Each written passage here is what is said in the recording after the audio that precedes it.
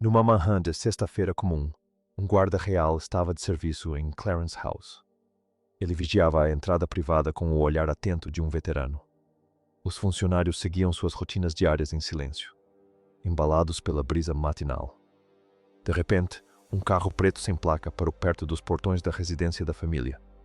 O veículo não tinha horário de chegada previsto nos registros de segurança diários. O sargento Whitmore servira a Casa Real por mais de 10 anos. Sabia de cor as placas de todos os visitantes habituais. Whitmore caminhou em círculos lentos e deliberados ao redor do veículo preto desconhecido. Imediatamente notou que o porta-malas estava suspeitosamente baixo. Havia um objeto pesado trancado lá dentro. Um guarda menos experiente poderia ter ignorado esse pequeno detalhe visual. Whitmore não o ignorou, e essa decisão mudou tudo. Ele discretamente chamou outro guarda de segurança para o seu lugar exato. Falou em tom calmo e pausado, sem demonstrar pânico. Demonstrar urgência em um pátio real altera instantaneamente toda a atmosfera. Dentro da residência real, Tom Parker Bowles permanecia completamente alheio. Estava sentado com sua mãe em sua sala de estar particular, ricamente decorada. Conversavam casualmente sobre um famoso chefe que ele havia conhecido recentemente. A rainha Camila se inclinou para a frente, sorrindo e ouvindo as histórias do filho. Tom nunca havia sido um membro oficial da família real. Ele construiu sua carreira deliberadamente fora dos muros do palácio. Visitava sua mãe simplesmente como um filho amoroso, sem protocolos reais. Whitmore finalmente se aproximou do carro e bateu levemente no vidro. Sem obter resposta, entrou no prédio para encontrar o motorista. Tom saiu, prevendo um pequeno atraso administrativo com a equipe. Ele pareceu levemente irritado, supondo que se tratava de uma simples formalidade de segurança. Estava completamente enganado quanto à gravidade da situação. O guarda apontou para o porta-malas, exigindo uma verificação de segurança de rotina. A expressão de Tom mudou e seu maxilar se contraiu em clara frustração. Ele afirmou que o estojo trancado continha apenas livros particulares e documentos pessoais. Preferências pessoais não se sobrepõem a protocolos de segurança rigorosos em uma residência real. O sargento Whitmore manteve sua posição firmemente, sem se intimidar ou recuar. A rainha Camila saiu para investigar o atraso repentino. Um pequeno grupo de funcionários do palácio já estava reunido para observar. A rainha perguntou o que estava acontecendo, com a voz soando incomumente firme. De repente, um segundo veículo atravessou os pesados portões de ferro. As portas se abriram e o príncipe William saiu, pisando na brita. Toda a atmosfera do local mudou no exato instante em que ele apareceu. Os guardas endireitaram a postura, e Camila ficou completamente imóvel. William observou toda a cena sem dizer uma palavra. Ele observou o veículo trancado, os guardas determinados e sua madrasta tensa. Analisou o espaço físico como um homem treinado para crises. Finalmente, deu uma instrução clara, calma, absolutamente inegociável. Ordenou à equipe de segurança que abrisse imediatamente o porta-malas trancado do carro. O objeto lá dentro silenciou todos no pátio. O guarda esperava encontrar contrabando comum ou alguma ameaça física. Em vez disso, descobriu uma ferida que remontava a 30 anos. William ordenou que a maleta, devidamente protegida, fosse transferida para seu próprio veículo real. Ele não disse uma única palavra durante o trajeto de volta para casa. A maleta agora repousava em segurança no porta-malas do carro do príncipe. William carregou a pesada maleta para dentro do palácio de Kensington com as próprias mãos. Ordenou que todos os seus funcionários pessoais deixassem a sala imediatamente. A sala de estar ficou em completo silêncio quando a pesada porta se fechou com um clique. Ele colocou a maleta trancada sobre sua escrivaninha de madeira. Sentou-se em frente a ela por um longo momento antes de abri-la. Lá dentro, ele encontrou páginas cuidadosamente empilhadas e envoltas em papel de seda branco.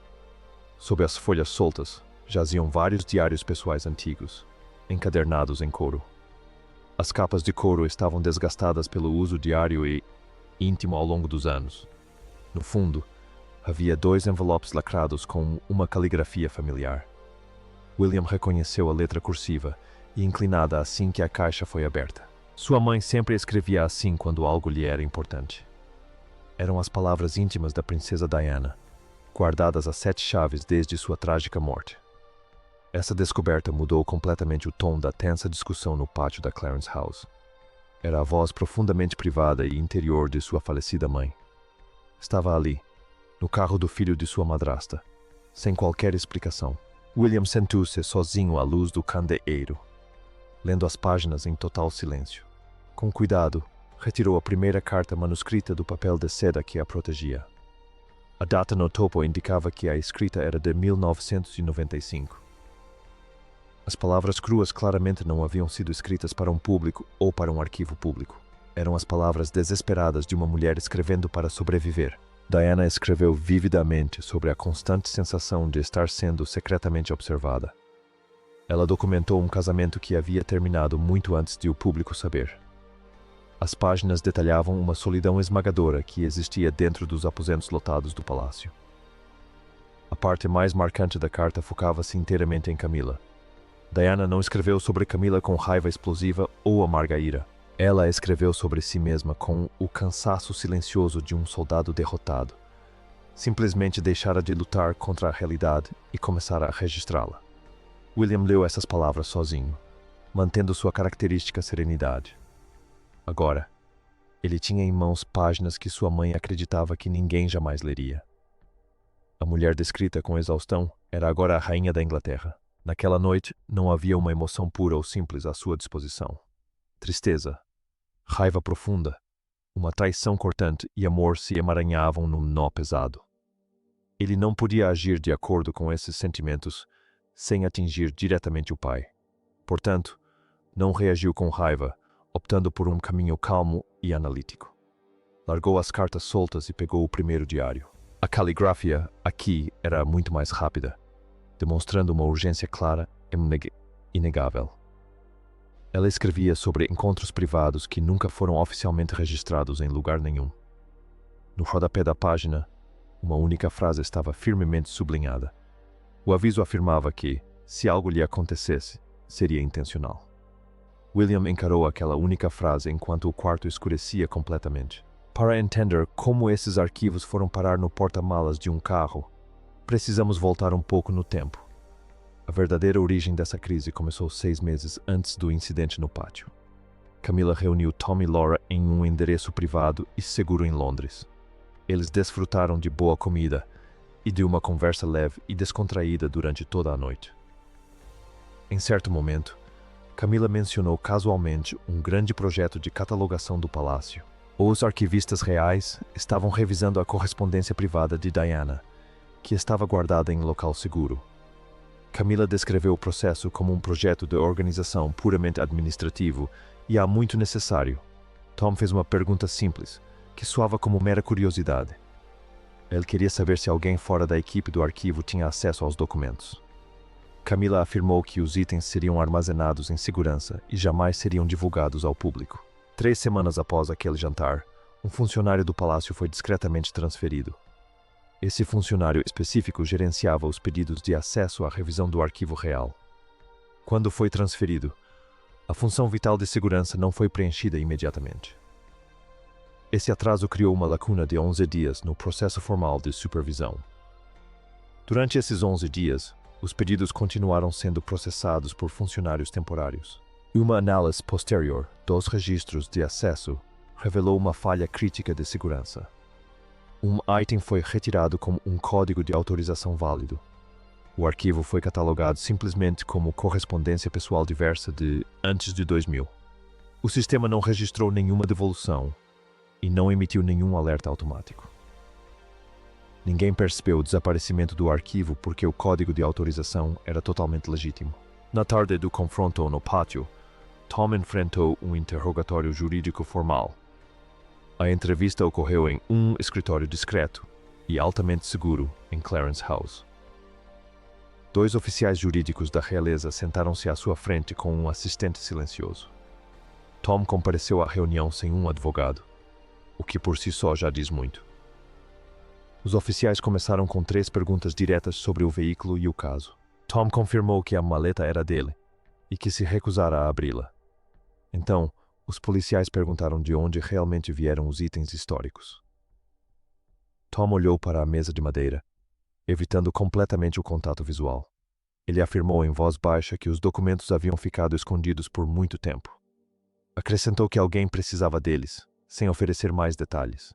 Então, ele parou de falar, deixando um silêncio pesado tomar conta da sala. Os oficiais da justiça aguardavam, mas Tom simplesmente se recusava a quebrar o silêncio. A recusa em responder tem peso legal específico em um contexto oficial. William leu a transcrição da entrevista 1 hora depois, em seu escritório particular. A frase "alguém precisava tê-los" levantou uma dúzia de questões perigosas. Eis 8 da manhã do dia seguinte, William fez sua primeira jogada estratégica. Convocou Sir Clive Alden, o principal secretário particular de seu pai. Sir Clive passou 30 anos mantendo escândalos da realeza longe das manchetes. As instruções de William ao experiente administrador foram extremamente breves e diretas. Os itens recuperados no pátio eram oficialmente propriedade real roubada. A conduta não podia, de forma alguma, parecer uma típica manobra palaciana para encobrir o ocorrido. A resposta tinha que ser perfeitamente discreta, ao mesmo tempo, estritamente correta. Sir Clive perguntou se William havia discutido a situação com Urray. William confirmou que ligaria para Highgrove antes do meio-dia para informar seu pai. A equipe de gestão de crises identificou rapidamente uma armadilha intransponível no arcabouço legal.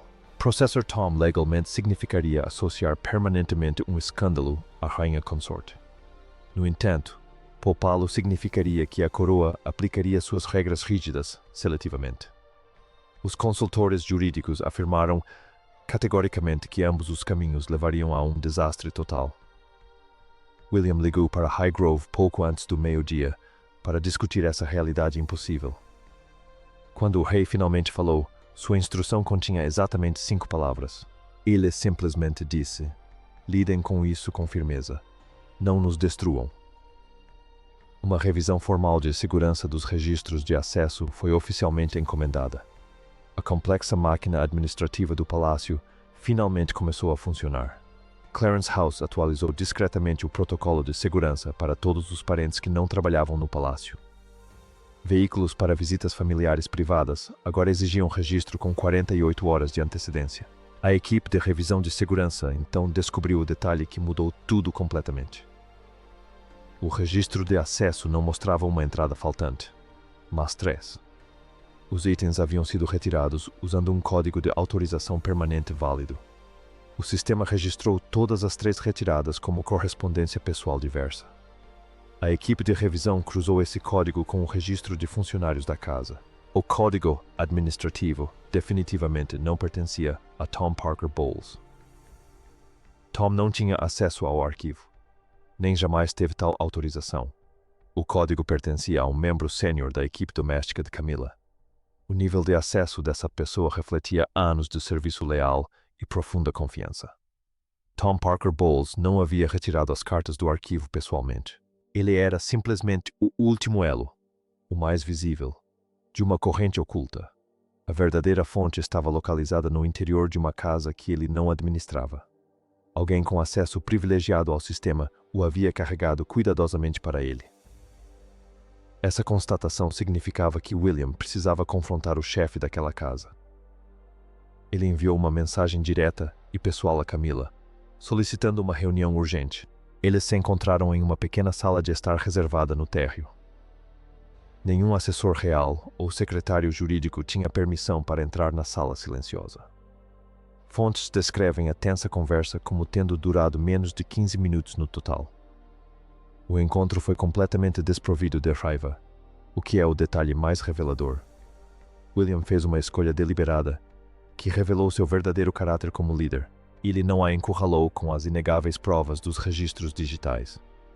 Queria uma resposta direta a uma única pergunta. Perguntou-lhe sem rodeios se ela sabia da existência das cartas. Camilla não respondeu imediatamente à difícil pergunta. Alegou acreditar que elas permaneceriam privadas e guardadas em segurança permanente. Ela deliberadamente não disse se havia ordenado que alguém os removesse. Recusou-se a confirmar se sabia que Tom os tinha no carro. O espaço entre suas palavras era exatamente o que William precisava de resposta. Ela não mentiu. mas cuidadosamente se recusou a preencher a lacuna na narrativa. William refletiu sobre a resposta por um momento, antes de definir os próximos passos. As reformas de segurança processual seriam finalizadas sem exceções. Camila pediu apenas que Tom fosse mantido afastado dos processos legais formais. William concordou em fazer o que pudesse dentro dos limites da lei. Eles saíram da sala separadamente, sem jamais terem mencionado o nome de Diana. Na noite seguinte, a estrita privacidade da situação começou a ruir. Um repórter de um jornal nacional ligou para a assessoria de imprensa do Palácio tarde da noite. Os detalhes confirmaram que uma fonte interna estava falando deliberadamente com a imprensa. Na manhã seguinte, a história foi publicada na página 4 do jornal. Descrevia discretas inspeções de segurança sem mencionar nenhum membro específico da família. Em menos de 12 horas, comentaristas da realeza debatiam acaloradamente o assunto na televisão. O público preencheu as lacunas de informação com as teorias mais dramáticas disponíveis. A cobertura da imprensa internacional surgiu rapidamente, intensificando a crise para além das fronteiras britânicas. Os meios de comunicação divulgaram constantemente imagens de arquivo da caligrafia inconfundível de Diana. Sua presença havia retornado por completo à narrativa pública, por uma via lateral. William observou a tempestade midiática do Palácio de Kensington sem se pronunciar. 4 dias depois, a família apareceu junta em uma festa no jardim do palácio. O rei Charles e a rainha Camila chegaram e percorreram um caminho específico. William e Catherine entraram separadamente e seguiram por uma rota completamente paralela. Os dois casais circularam pelo mesmo jardim durante 2 horas inteiras. Sorriram para os fotógrafos, mas nunca ficaram lado a lado. Nenhuma fotografia conseguiu capturar a enorme tensão subjacente ao evento ensolarado. Os correspondentes notaram a notável ausência de Tom Parker Bowles na reunião. Durante a festa, um convidado perguntou casualmente a William o que ele estava lendo. Ele sorriu, disse a palavra cartas e passou suavemente para o próximo convidado. O breve momento nunca foi capturado por uma câmera ou registrado formalmente. A revisão de segurança dos arquivos foi formalmente concluída 6 semanas após o incidente no pátio. Um resumo rigorosamente controlado foi compartilhado apenas com o rei e o príncipe William. O palácio imediatamente desativou o vulnerável sistema de código de autorização permanente. O acesso aos arquivos históricos agora exige as assinaturas físicas de 2 altos funcionários. Tom Parker Bowles nunca foi formalmente acusado de qualquer crime. William e a sua assessoria jurídica optaram pela cautela em vez de um julgamento público. Buscar justiça teria inevitavelmente destruído a imagem pública cuidadosamente construída pelo rei. Camila continuou com seus deveres reais, mantendo sua agenda pública completamente inalterada. No entanto, ocorreu uma recalibração permanente e discreta entre as 2 casas reais. Elas passaram a realizar menos coletivas de imprensa conjuntas e a manter um distanciamento profissional rigoroso. O detalhe final e mais revelador diz respeito ao que William fez com os documentos. Ele se recusou a devolver as cartas particulares de sua mãe aos arquivos reais. Os documentos permaneceram trancados a 7 chaves em seu cofre particular, no Palácio de Kensington. Ele jamais explicou essa decisão altamente irregular à imprensa ou ao público. Simplesmente se recusou a entregar as palavras dela de volta a uma instituição fria. Era a única coisa que ele ainda podia proteger para ela. Ele não conseguiria fazer justiça sem destruir o reinado do pai. Em vez disso, manteve a voz autêntica dela longe da máquina que ela tanto desprezava. O incidente no pátio provou que as instituições só sobrevivem através do silêncio que cultivam. As cartas eram honestas demais para serem expostas.